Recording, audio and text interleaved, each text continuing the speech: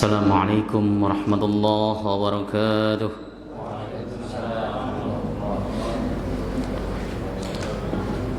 إن الحمد لله نحمده ونستعينه ونستغفره ونعوذ بالله من شرور أنفسنا وسيئات أعمالنا. من يهده الله فلا مضل له ومن يضلل فلا هادي له.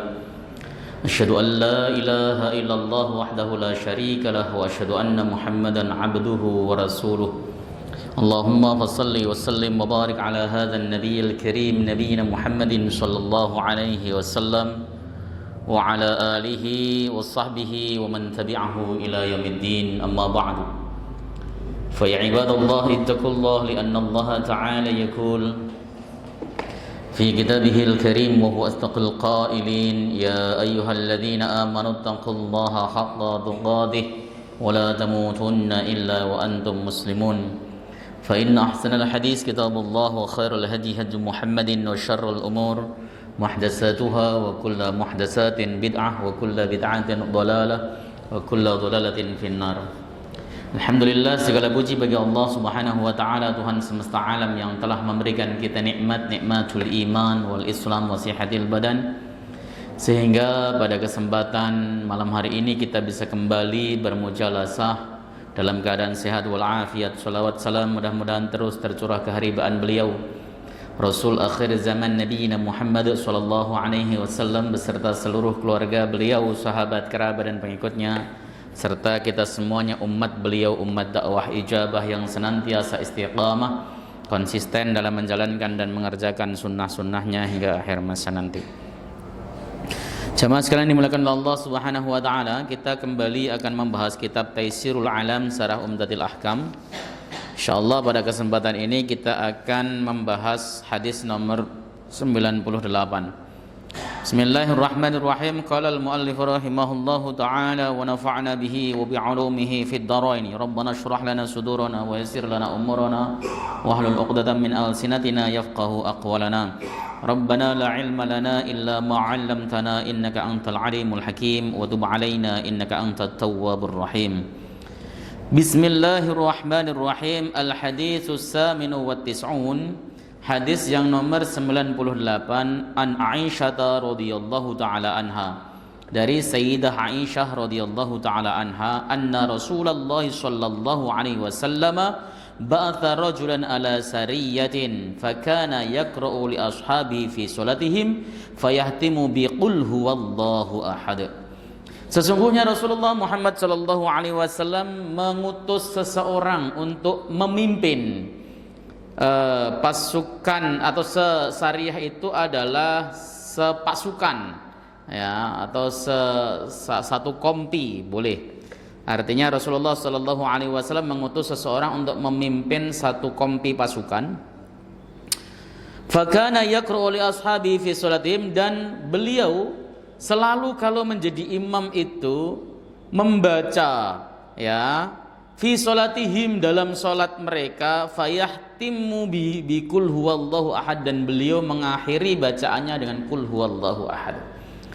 Jadi sahabat Nabi ini yang ditunjuk oleh Rasulullah sallallahu alaihi wasallam sebagai seorang pemimpin pasukan ini memiliki kebiasaan kalau salat itu rakaat keduanya selalu membaca qul huwallahu ahad. Misalnya surat yang pertama membaca surat apa, rakaat kedua selalu qul huwallahu ahad, Allahus samad, lam yalid wa lam yulad wa lam yakul lahu kufuwan ahad. Terus begitu. Ya. Ini kebiasaannya. Hadis ini pertama menunjukkan bahwa pemimpin pasukan yang ditunjuk Nabi sallallahu alaihi wasallam adalah imam salat mereka. Artinya orang yang paling layak untuk memimpin sebuah pasukan atau sebuah wilayah atau sebuah negara, itu adalah mereka orang yang paling layak untuk menjadi imam sholat, seperti itu. Dan juga orang yang paling alim di dalam kitabullah wa sunnatir rasul sallallahu alaihi wasallam. Kenapa? Karena mereka dia yang harus memutuskan, memberikan keputusan, berfatwa atas tindakan apapun yang dilakukan pasukannya selama terjadi peperangan tersebut. Jadi bukan orang sembarangan, orang yang diutus Nabi Shallallahu Alaihi Wasallam seperti menjadi panglima perang, itu bukan orang sembarangan. Mereka adalah orang-orang pilihan, ya. Sayyiduna Umar bin Khattab misalnya pernah jadi panglima perang, kemudian siapa namanya Khalid bin Walid, kemudian Sayyiduna Ali bin Abi Thalib, lalu kemudian Usamah bin Zaid, itu bukan orang-orang sembarangan, memang orang-orang yang mampu. Ya, karena dia amir, dia pemimpin, dia akan banyak memutuskan suatu hal, banyak hal dengan ilmunya. Nah, seperti itu. Yang kedua, ketika beliau menjadi imam salat, kebiasaan dia adalah membaca surat Qul huwallahu ahad di dalam setiap salatnya. Ini menunjukkan bahwa membaca surat pendek di salat manapun itu boleh, jawaz. Makanya sering saya katakan, membaca surat apapun bentuknya itu jawaz. Memang Rasulullah Shallallahu Alaihi Wasallam itu memiliki kebiasaan untuk membaca surat-surat pendek di surat maghrib, surat-surat yang sedang di surat isya, dan surat-surat panjang di surat subuh misalnya. Tapi kadang-kadang Nabi Shallallahu Alaihi Wasallam pun sebaliknya, dalam surat subuh membaca surat pendek, dalam surat maghrib membaca surat yang panjang. Itu kenapa demikian? Karena jaiz, jawaz. Kita jadi imam sholat, ya, situasinya lagi di terminal atau di stasiun atau di bandara. Musolanya kecil, masjidnya kecil, sementara kan harus ngantri. Jadi imam gak usah panjang-panjang. Kenapa? Karena shift yang menunggu bisa sampai 10 shift loh. Apalagi kalau di Bandara Soekarno-Hatta, musolanya kecil-kecil. Makanya yang bijaksana itu ketika dia sholat Quran yang dibaca itu pendek-pendek, surat pendek. Dan itu boleh. Ya seperti ini, seorang pemimpin ketika di dalam perang, ya, dia ketika jadi imam di rakaat kedua selalu membaca Qul huwallahu ahad. Terus-terusan itu dilakukan terus-terusan.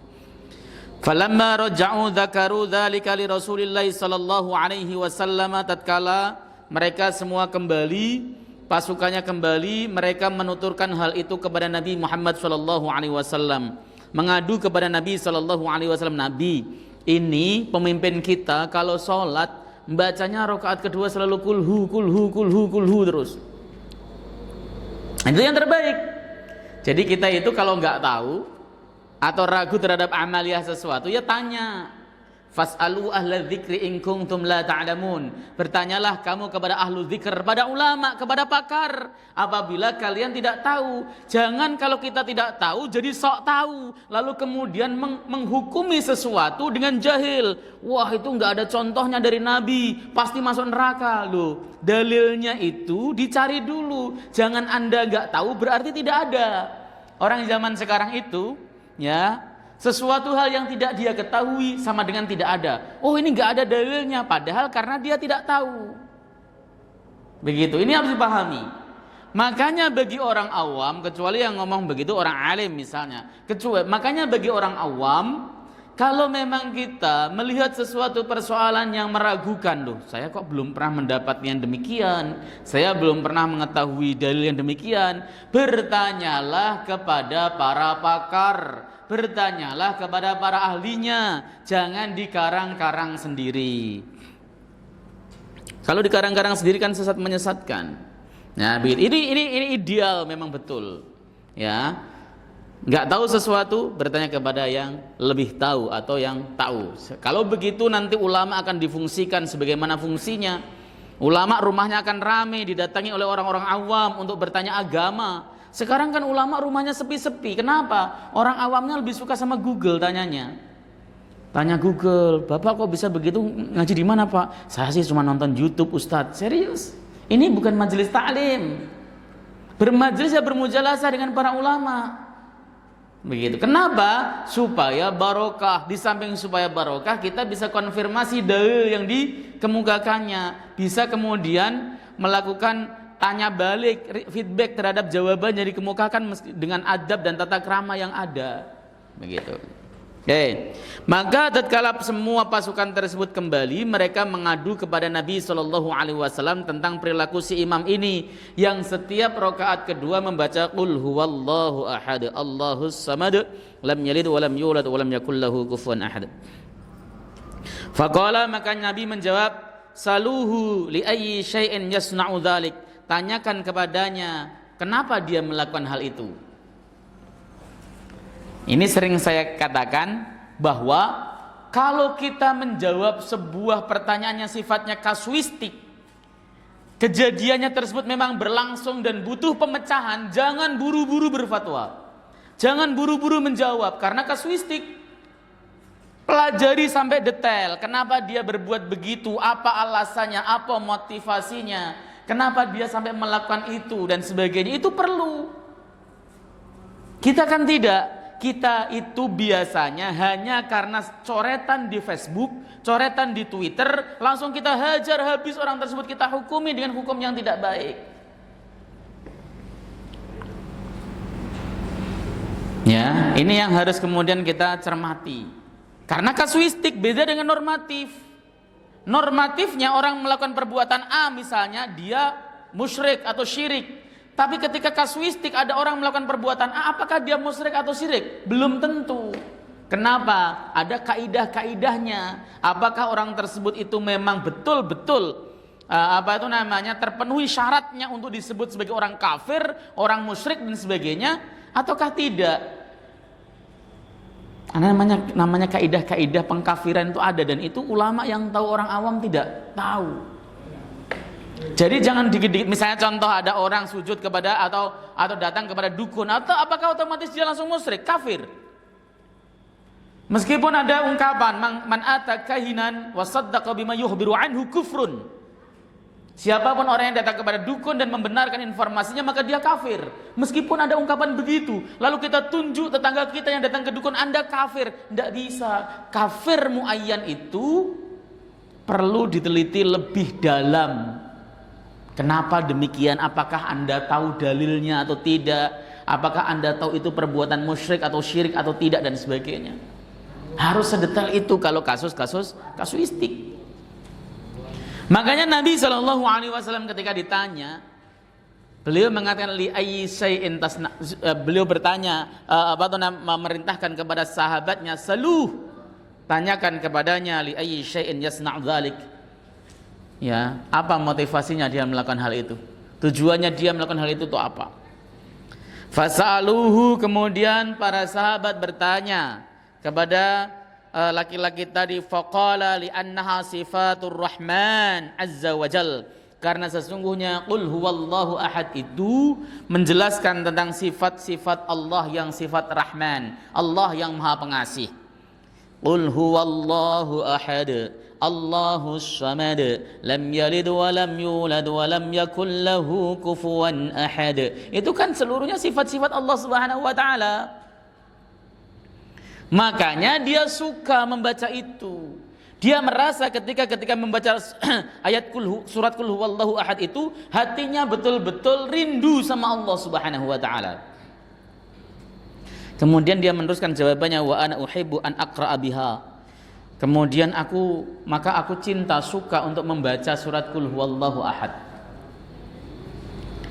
Faqala Rasulullah sallallahu alaihi wasallam, Nabi pun menjawab, ahbiruh annallaha ta'ala yuhibbuh, informasikan kepadanya sesungguhnya Allah Subhanahu wa taala pun mencintainya. Ini divalidasi oleh Nabi sallallahu alaihi wasallam. Kan sebenarnya gini, Pak, membaca surat di dalam salat setelah Fatihah itu sunnah, masyru'. Surat apa yang dibaca? Nabi sering mencontohkan surat A, B, C, D, misalnya ketika sholat maghrib, Qul ya ayyuhal kafirun dan Qul huwallahu ahad. Tapi tidak selalu. Karena faktanya kemarin dalam Sahih Bukhari, Rasul pernah sholat maghrib membaca surat At-Tur, surat Tur. Kemudian dalam surat Sunan Nasa'i, Nabi SAW membaca surat Al-A'raf sampai selesai.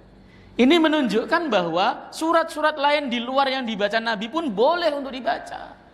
Bukan tidak boleh, gitu. Nah, adapun menetapi satu surat karena keistimewaan tertentu itu memang tidak pernah dilakukan oleh Nabi. Sahabat ini kemudian melakukan karena merasa, saya kok suka sama surat Qul huwallahu ahad, saya baca terus-terusan, lalu kemudian ditakrir oleh Nabi, ditetapkan bahwa ini merupakan hal baik, dan Nabi SAW pun mengatakan Allah pun mencintai dirinya.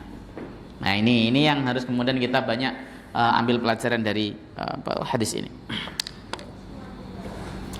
Saya baca syarahnya. Wa min adatil umara, Oke, al-makna al-ijmali, makna globalnya. Amaran Nabiyyu sallallahu alaihi wasallam ba'dha ashabihi ala sariyatin.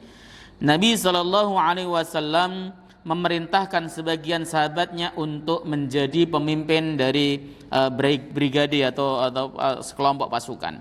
Namanya ada mengatakan Kalsum bin Yahdam, ada yang mengatakan Karas bin Zahdam, nama sahabat tersebut. Wa min adatil umara annahum humul a'immatu fis shalah. Dan termasuk dalam kebiasaan para pemimpin, mereka semua adalah menjadi imam di dalam salat. Wal muftuna li fadli ilmihim wa dinihim, dan mereka pun menjadi mufti. Ketika ditanya dia harus menjawab. Kenapa? Karena keutamaan ilmu dan agamanya. Berarti kalau begitu, setiap pemimpin itu dipilih berdasarkan ketakwaannya kepada Allah Subhanahu wa taala. Inna akramakum indallahi atqakum. Sesungguhnya orang yang paling mulia di sisi Allah adalah mereka yang paling bertakwa. Ini idealnya. Kita bicara idealismenya. Ya. Setiap pemimpin mereka adalah imam salat. Makanya di masa lalu pemimpin itu, gubernur itu, presiden itu pasti mereka biasa imam sholat Jumat. Di masa Nabi ya Nabi yang sholat Jumat imamnya dan khatibnya. Di masa Sayyidina Abu Bakar ya beliau. Di masa Sayyidina Umar, Utsman, Ali dan beliau. Pada masa Khalifah Muawiyah bin Abi Sufyan, beliau yang jadi khatib dan sekaligus jadi imam. Pada saat gubernurnya ganti Al-Hajjaj bin Yusuf misalnya, seorang gubernur yang sangat zalim tapi hafal Al-Quran ini, beliau juga yang jadi imam pada saat salat Jumat. Karena memang umara itu bukan hanya ngurusin masalah duniawi, tetapi juga ngurusin agama. Itu yang disebut dengan amir atau umara. Oleh sebab itulah kalau kita bicara politik Islam, pemimpin-pemimpin yang disyaratkan untuk dipilih untuk menjadi seorang pemimpin, salah satunya adalah dia yang paling bertakwa kepada Allah Subhanahu wa taala. Ya, dipilih para sahabat yang alim, para sahabat yang hebat dan sebagainya. Kenapa? Mereka akan memimpin umat dan bukan hanya masalah urusan duniawi, bukan hanya masalah bikin got, bikin bangunan dan sebagainya, tetapi bagaimana menetapkan atau menjadikan agama tersebut bersyiar di negaranya, di masyarakat yang ia pimpin. Seperti itu. Ya, kenapa? Karena mereka adalah orang-orang hebat, orang pilihan. Misalnya contoh Abu Hurairah pernah menjadi gubernur di Bahrain. Misalnya Sa'ad bin Abi Waqqas pernah menjadi gubernur di Baghdad. Mereka itu bukan sahabat-sahabat biasa, sahabat-sahabat utama. Kenapa? Karena mereka memiliki keutamaan di dalam agama dan di dalam ilmunya. Ya, tadi sudah saya bilang bahwa mereka di samping menjadi imam salat, mereka juga harus berfatwa, memberikan fatwa terkait apa saja problematika yang dihadapi oleh masyarakat yang ia pimpin. Memberikan fatwa. Lah kalau kemudian yang diangkat adalah orang bodoh, bukan ahli agama, nggak ngerti agama, maka dia akan berfatwa dengan tanpa dilandasi ilmu kan? Wa aftau bi ghairi ilmin fadallu wa adallu. Maka dia akan berfatwa dengan tanpa dilandasi ilmu, maka dia sesat sekaligus menyesatkan. Kalau dia berfatwa tanpa dilandasi ilmu. Beda dengan seorang pemimpin yang memang memiliki kapasitas dalam masalah agama. Tapi kan sekarang tidak bisa, sulit kita mencari pemimpin yang seperti itu. Misalnya contoh, ada ulama hebat nyalon jadi presiden misalnya, itu pasti banyak yang menghujat, ulama kok masih cinta sama duniawi, begitu katanya. Ya, biarkan yang duniawi diurusi orang yang lain. Ada yang kemudian ya nggak bakal kepilih juga, akhirnya kemudian ya dibilang jangan politisasi agama dan sebagainya. Ya akhirnya kemudian kita dapatnya calon-calon yang orientasinya liberal, semuanya berorientasi kepada liberal. Harusnya adalah lihat agamanya. Fakana yaqra, dan beliau berkata atau membaca qul huwallahu ahad fir raka'ati tsaniyati min kulli salatin. Beliau selalu membaca qul huwallahu ahad di dalam rakaat kedua setiap salatnya. Setiap salatnya rakaat kedua membaca qul huwallahu ahad. Misalnya rakaat pertama baca panjang misalnya kan. Nah, rakaat kedua membaca qul huwallahu ahad. Allahus samad. Lam yalid wa lam yulad wa lam yakul lahu kufuwan ahad. Itu dibaca beliau rutin dalam salat beliau. Dalam salat beliau. Ya. Antum kalau memang cinta sama qul huwallahu ahad juga boleh ya untuk niru.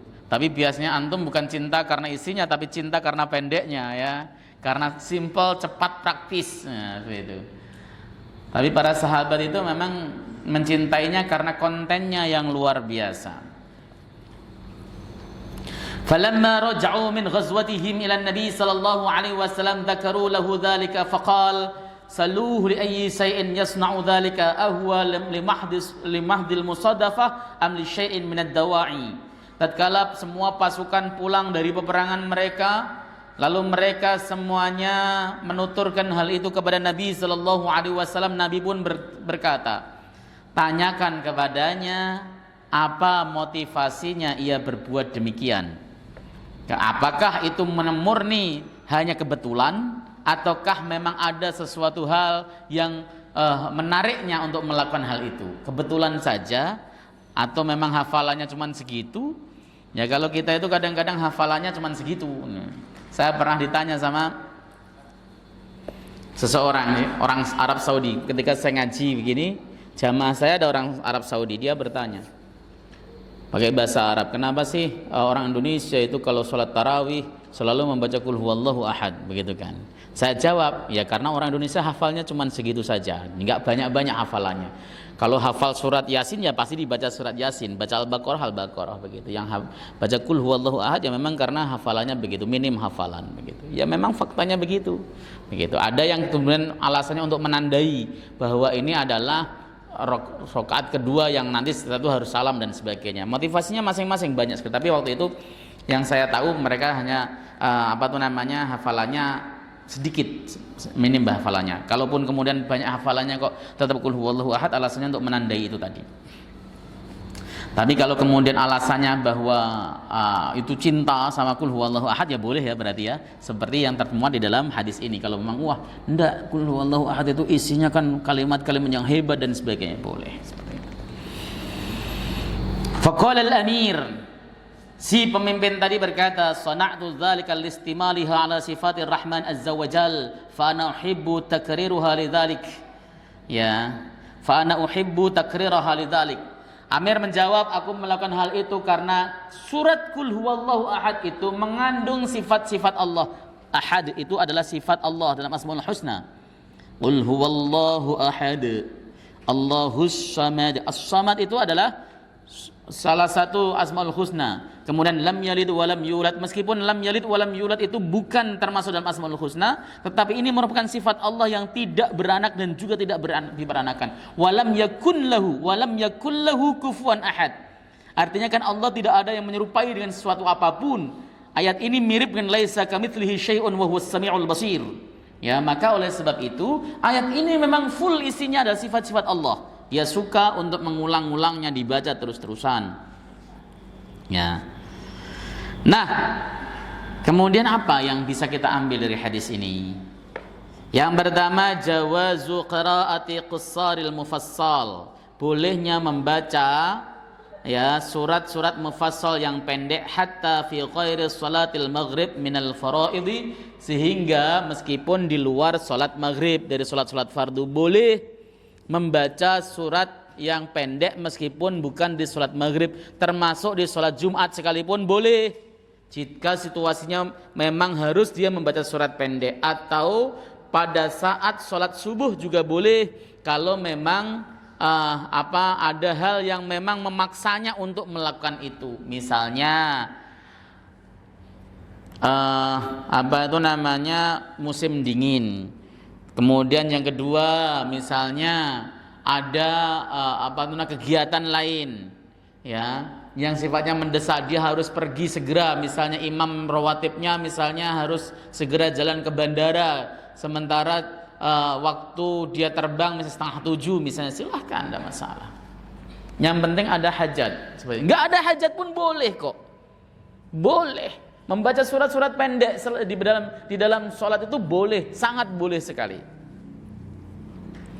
Yang nomor 2, fadlu suratil ikhlas wastihbabu qiraatiha. Keutamaan, menjelaskan keutamaan tentang surat al-ikhlas. Surat al-ikhlas. Kenapa surat Qul Hu disebut surat al-ikhlas? Karena nama ikhlas itu namanya ikhlas, itu artinya murni, memurnikan. Surat Qul Huwallahu Ahad itu isinya tauhid, berarti memurnikan tauhid. Qul huwallahu ahad, Allahus samad, lam yalid wa lam yulad wa lam yakul lahu kufuwan ahad. Itu kan kontennya tauhid semuanya. Maka ya disebut al-ikhlas. Ikhlas itu artinya memurnikan. Kalau antum lihat syarat diterimanya ibadah itu kan ada 3 ya. Tauhidullah, mutaba'ah Rasul, kemudian ikhlas. Sementara ulama itu menggabungkan antara ikhlas dengan tauhidullah. Kalau orangnya sudah tauhid itu ikhlas. Karena tauhid itulah ikhlas, murni, tidak kecampuran syirik. Jadi sementara ulama syarat diterima ibadah cuma 2, tauhidullah dan mutaba'atur Rasul. Sebab ikhlas masuk ke dalam tauhidullah, seperti itu. Maka disebut dengan suratul ikhlas. Ya, surat yang di dalamnya kontennya tauhid. Lalu ada dari Nabi SAW yang mengatakan inna qul huwallahu ahad ta'dulu sulusal Quran. Sesungguhnya qul huwallahu ahad itu sebanding dengan sepertiga Quran.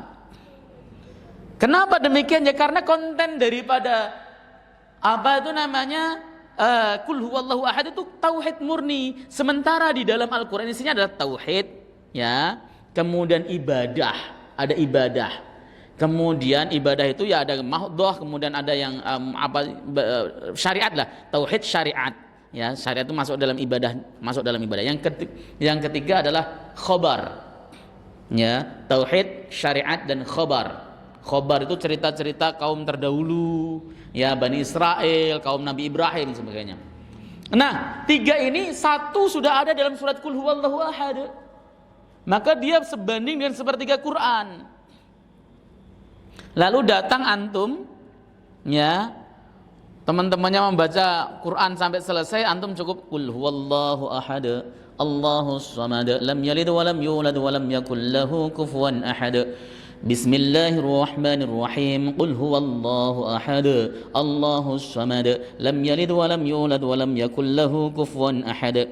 Bismillahirrahmanirrahim. Qul huwallahu ahad, Allahus samad, lam yalid wa lam yulad wa lam yakul lahu kufuwan ahad. Lalu hataman. Karena sepertiga ya tidak begitu maksudnya. Sepertiga itu kontennya. Sepertiga Quran. Qul huwallahu ahad itu sebanding dengan sepertiga Quran. Ya, itu keutamanya surat Al-Ikhlas. Dan sunnah untuk membacanya. Yang nomor 3, anna tafdila ba'dil Qur'ani ala ba'd. Sesungguhnya aidun lima yahtawi alaihi al-mufaddal min tamjidillahi wassana'i alaihi. Sesungguhnya keutamaan satu Quran, sebagian Quran atas sebagiannya itu kembali kepada kandungan isinya. Ya, dan itu biasa. Seperti ayat kursi istimewa ya karena kandungannya luar biasa. Ayat kursi ini. Allahu la ilaha illa huwal hayyul qayyum la ta'khudhuhu sinatun wa la nawm lahu ma fis samawati wa ma fil ard man dhal ladzi yashfa'u 'indahu illa bi idhnihi ya'lamu ma bayna aydihim wa ma khalfahum wa la yuhituna bi shay'in min 'ilmihi illa bima syaa' wasi'a kursiyyuhu as-samawati wal ard wa la ya'uduhu hifdhuhuma wa huwal 'aliyyul 'azim. Kan kontennya tauhid semuanya itu. Ini ayat utama. Bukan hanya untuk ngobatin kesurupan loh. Ya. Nabi mengatakan dalam hadis sahih, siapapun orang yang rutin membaca ayat kursi setelah selesai sholat, maka tidak ada yang menghalangi antara dia dan surga kecuali kematian.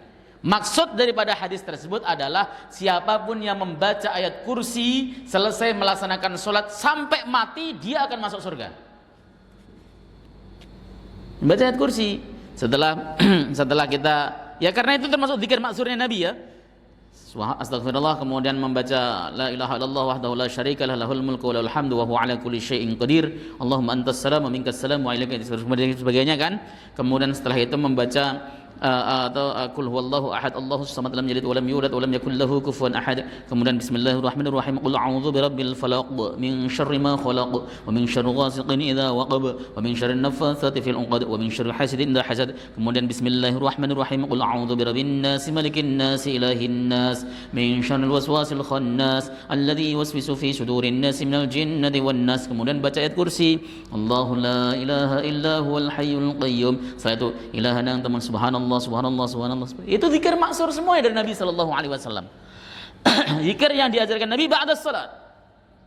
Tapi jarang yang mengamalkan, padahal itu salah satu keutamaan bacaan atau ayat kursi. Ya, itu keistimewaannya. Jadi kalau kemudian satu surat ini utama atas surat lainnya karena kontennya. Begitu. Contohnya yang luar biasa. Ada hadis yang mengatakan ikra'u ala mautakum yasin.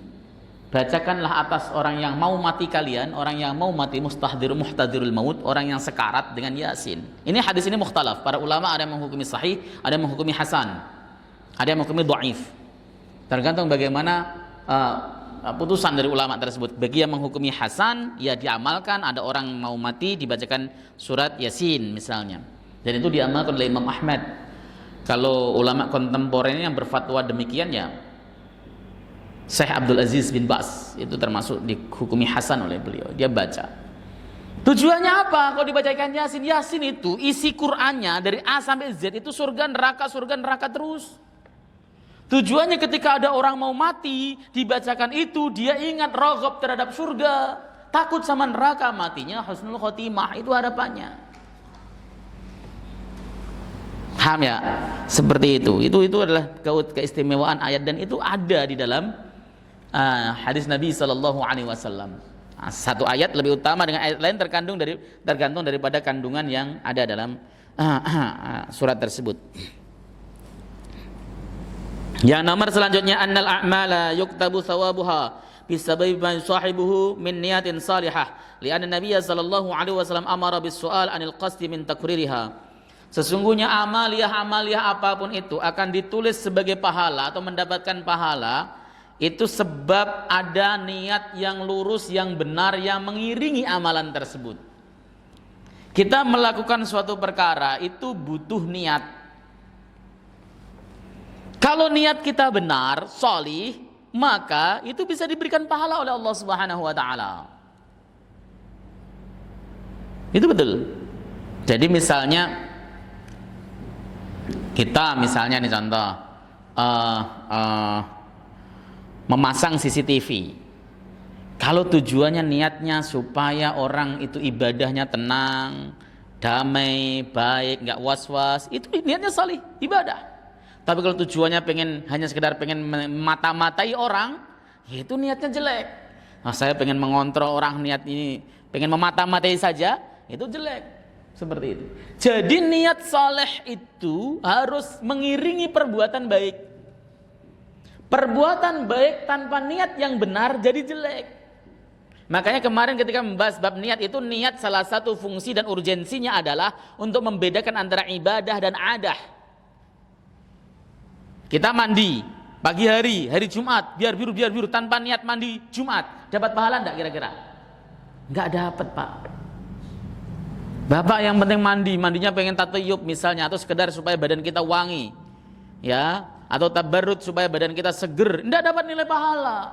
Tapi kalau niat kita mandi tujuannya karena memang perintah Allah dan Rasulnya atau perintah Rasulullah SAW mengikuti sunnah Nabi, ya dapat pahala. Itu niat penting.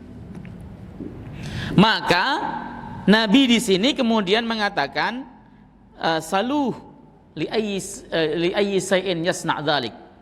Apa sih motivasi dia melakukan hal itu? Misalnya, tujuannya apa? Untuk menanyakan niat dan tujuannya.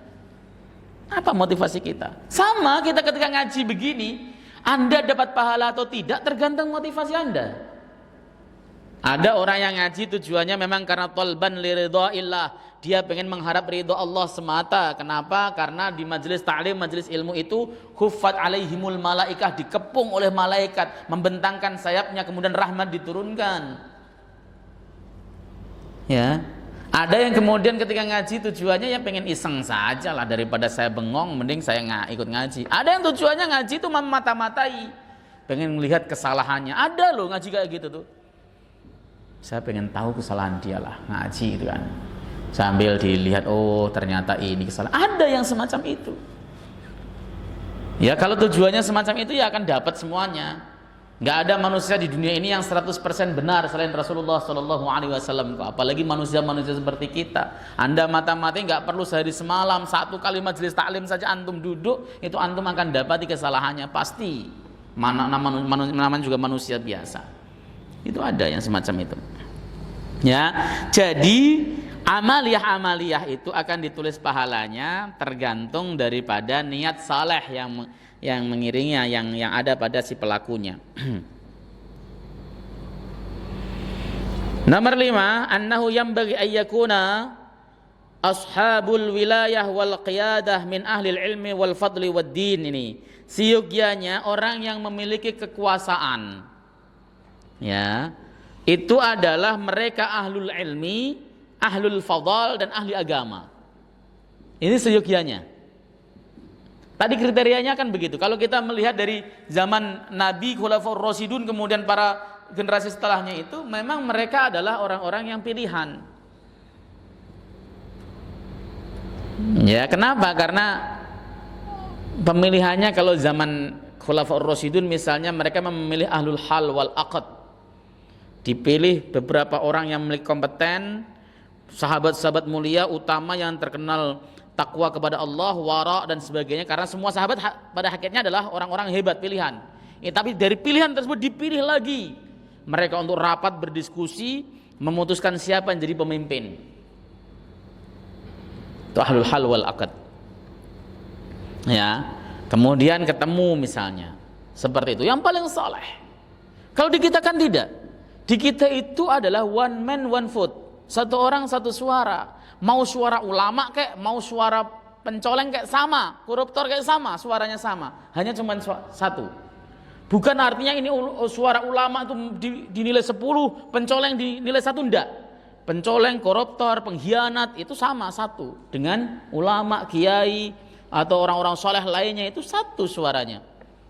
Maka di sini kemudian sulit untuk mendapatkan pemimpin-pemimpin sesuai dengan kriteria yang ada di dalam kitab-kitab seperti dalam kitab Al-Ahkam As-Sultaniyah atau apa itu namanya As-Siyasah Asy-Syar'iyyah dan sebagainya. Sulit. Gitu. Nah, ya tergantung kita lagi. Kalau kitanya semua sudah banyak orang yang bertakwa, ahlul masjid, apa itu namanya ahlul Quran, ya semuanya insya Allah dapat pemimpinnya yang baik. Dengan catatan tadi seluruh warga Muslim di Indonesia misalnya mereka semuanya betul-betul bertakwa kepada Allah Subhanahu wa taala. Allah berikan pemimpin yang paling bertakwa. Selagi itu belum ya sulit karena tadi suara satu orang sama dengan suara yang lain. Apalagi kalau kemudian sekarang iming-imingnya itu luar biasa ya, money politik. Ya, money politik dengan berkedok apapun, ada berkedok bansos, berkedok apa dan sebagainya seperti itu. Saya sedang tidak menyindir siapapun, Pak. Silahkan kalau Anda punya pilihan. Tapi maksud saya di dalam hadis ini memang menjelaskan bahwa pemimpin ideal adalah orang yang ahli agama. Ya, dia siap jadi imam, ditunjuk jadi imam. Bacaannya juga fasih. Enggak, yang penting berani. Ya. Di Indonesia itu aneh. Wabil khusus di Jakarta, yang bacanya bagus-bagus kurang berani. Yang bacanya jelek-jelek beraninya minta ampun. Ini di Jakarta. Ya, contoh misalnya saya ada di sebuah masjid sana di Jakarta Timur. Itu orang yang bacanya bagus itu kalau sholat sukanya di belakang. Ya, sementara yang bacaannya Bismillahirrahmanirrahim, Alhamdulillahirabbil alamin itu malah beranian orangnya. Ya kayak gitu, yang salah siapa? Yang bagus itu. Kenapa dia nggak berani maju? Akhirnya yang maju orang-orang yang nggak bagus. Begitu yang nggak bagus maju, dia ngomongnya kenceng. Wah, sholatnya nggak sah. Lah ente di mana? Ente kan jamaah sini. Harusnya begitu. Ya, orang-orang yang bacaannya bagus, nggak usah kemudian nggak pede. Oh, nggak ada yang lainnya. Udah saya majulah begitu kan. Begitu. Terlalu percaya diri. Kayak gini misalnya. Saya itu selalu mengatakan bahwa selama ada imam rawatib datang, ada dan sebagainya, ya saya tidak akan mau jadi imam. Tapi kalau kemudian tidak ada imam rawatibnya maju dan sebagainya, dan sama-sama bukan rawatib, ya harusnya dia tahu diri, nggak usah maju, begitu maksudnya. Begitu maju bacanya Masya Allah, Bismillah, Bismillahirrahmanirrahim, Alhamdulillahirrabbilalamin, Ar-Rahmanirrahim. Nah, itu yang dibaca apanya itu? Mau negur ya bingung, kenapa? Wong dari awal sampai A sampai Z salah semuanya, tegur di mana? Kan seperti itu. Ya oke. Ya. Sama nanti ketika Anda memilih panitia zakat, itu harus orang yang paling alim dalam masalah zakat, itu serius. Saya sering mengatakan, Anda bikin panitia zakat, tapi tidak tahu zakat, itu nanti kalaupun zakat daripada jamaah Anda salurkan pada tempat yang tidak tepat, akhirnya tidak sah zakatnya, Anda akan dituntut di akhirat oleh yang punya zakat tersebut. Nah, yang punya zakat mah sudah sah, sudah bayar kok. Anda kan posisinya jadi wakil. Anda serahkan kepada yang berhak. Ternyata Anda keliru. Sebab apa Anda keliru? Anda bodoh. Nah, bodoh nggak nanya, yang penting dibagi rata dan sebagainya, udah nanti di akhirat dihisab bareng-bareng kayak gitu tuh. Saya sampai mengatakan kalau pengurus masjid nggak bisa membentuk panitia zakat yang kompeten, mending nggak usah ada panitia zakat. Biar mereka pada mentasarufkan kepada orang-orang yang kompeten atau kepada lembaga terpercaya atau menasarufkan sendiri kepada fakir miskin. Nyusahin tapi udah susah, udah ribet, nggak dapat apa-apa, ujung-ujungnya nanti di akhirat dihajar juga sama malaikat. Gituin kan. Wah, keras warifailah, iyalah harus begitu. Panitia zakat itu harus diisi ketuanya atau timnya tersebut harus orang yang tahu tentang perkara zakat, alim dalam perkara zakat. Itu diterangkan dalam kitab Fiqhul Islami wa Adillatuhu. Harus alim dalam perkara zakat. Dia tahu si A ini berhak dikasih zakat atau tidak, bagiannya bagaimana, kemudian bagaimana nakluz zakat itu boleh atau tidak, memindahkan zakat dari sini ke Bogor misalnya boleh apa tidak. Ya. Misalnya orang yang tinggal di Jakarta kemudian pengen zakat di kampung boleh apa tidak dan sebagainya. Itu pembahasan serius yang sering terjadi. Dan kalau orang yang enggak biasa memahami fikih zakat dia bingung. Pokoknya boleh lah, ini udah tangan kita yang ngatur. Bapak sebagai panitia itu tidak memiliki kewenangan untuk mengatur apapun selain mendistribusi. Karena posisinya sebagai wakil, bukan lembaga resmi. Kalau Basnas, Lazis dan sebagainya itu lembaga resmi, silahkan.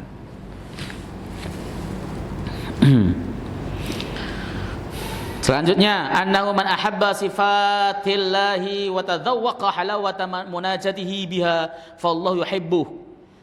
Li'annal jazaa'a min jinsil amal. Sesungguhnya orang yang mencintai sifat-sifat Allah dan dia merasakan manisnya munajat kepada Allah dengan sifat-sifat Allah tersebut, maka Allah mencintainya. Ketika baca qul huwallahu ahad Allahus samad, itu sambil meresapi maknai mencintai betul, Allah akan mencintainya. Maka ketika membaca pun enggak boleh buru-buru, membaca Quran itu enggak boleh buru-buru, dinikmati saja. Terus saya pernah ditanya, Ustadz, lagu ketika kita membaca Quran itu lagu apa? Lagu yang jiwa Anda larut di dalamnya. Tidak perlu harus nahawan, jiarkah, bayati, tidak perlu. Kalau Anda bisa larut dengan lagu gaya Anda sendiri, laksanakan. Larut itu artinya Anda menikmatinya, tenggelam di dalam Al-Qur'annya. Supaya Anda nanti justru tidak tenggelam kepada iramanya, ketukannya harus begini, cengkoknya begini, kelamaan. Ya. Meskipun ya lagu itu bagus, bayati, nahawan, jiharkah terutama itu bagus. Kalau kemudian bisa itu silakan. Tapi kalau nggak bisa ya, saya lagunya lagu model orang Sunda Ustadz, ya silakan. Yang penting fasih, bukan lagunya orang-orang fasik. Yang terakhir, anna ihbaral wali al-akbar an a'malil umara wal amal liqasdil islah la yu'addu wisayah wala tamimah. Sesungguhnya memberikan informasi kepada pemimpin yang besar tentang perbuatan-perbuatan amir yang kecil, pemimpin kecil, misalnya memberikan informasi apapun yang dilakukan oleh si amir, pemimpin pasukan atau RT atau RW atau lurah dan sebagainya, diinformasikan kepada pemimpin yang lebih besar lagi, itu tidak termasuk kategori namimah dan tidak tercela. Presiden lapor, kenapa? Lurah di tempat saya mengadakan pungutan, boleh, nggak termasuk namimah, nggak termasuk ghibah, nggak termasuk yang dilarang oleh syariat. Pak Lurah saya lapor kenapa? RT saya setiap minta stempel 20.000, boleh, tidak termasuk namimah, boleh yang semacam itu. Di dalam hadis ini terangkan demikian. Wallahu taala alam bissawab. Ada pertanyaan? Tidak ada ya? Enggak. Ini dua tema untuk sholat safar.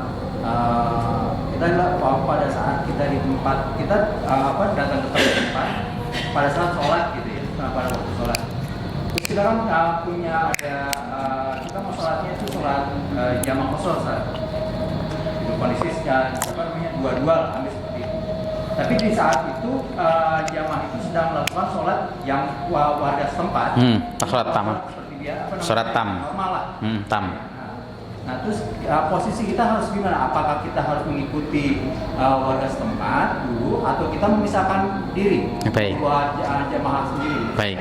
Salah satu syarat sholat jamaah qashar, sholat qashar adalah dia tidak boleh bermakmum kepada imam yang sempurna. Nggak boleh itu. Jadi bapak kalau memang mau melaksanakan qashar, nggak boleh bermakmum kepada imam yang tam, yang sempurna, nggak boleh. Jadi bapak boleh mendirikan jamaah sendiri. Kalau bapak bermakmum dengan tam, ya harus tam, nggak boleh dikosor. Itu salah satu syaratnya. Jadi bapak ketika sholat qashar, ada imam sudah jamaah orang tempatan tersebut lagi sholat, bapak bisa langsung melaksanakan sholat sendiri di belakang atau nunggu sampai selesai. Begitu ya, karena salah satu syaratnya begitu. Kalau bapak tetap berjamaah dengan imam yang tempatan tadi yang sholatnya tam sempurna, bapak harus tam juga niatnya. Begitu, ya. Cukup? Ya, kan banyak yang bilang, waduh gimana bingung dan sebagainya. Bahkan ada masjid yang sholatnya kok bareng-bareng, ya nggak apa-apa. Kalau memang sholatnya si ini adalah sholat tam, yang belakang sholat qashar, ya tidak masalah. Karena memang tidak diperbolehkan untuk berjamaah dalam kondisi kita niat mau qashar, sementara dia sholatnya tam, begitu sempurna. Oke, baik, kita tutup dengan hafdzal majlis. Subhanakallahumma bihamdika asyhadu an la ilaha illa anta astaghfiruka wa atubu ilaik. Assalamualaikum warahmatullahi wabarakatuh.